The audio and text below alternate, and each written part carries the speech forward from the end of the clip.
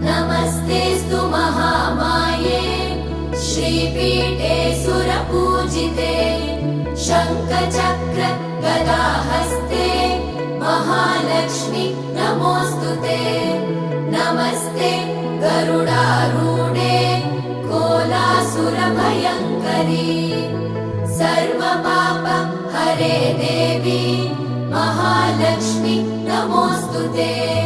महादेव्यै च विद्महे विष्णुपत्नी च धीमहि तन्नो लक्ष्मी प्रचोदयात्।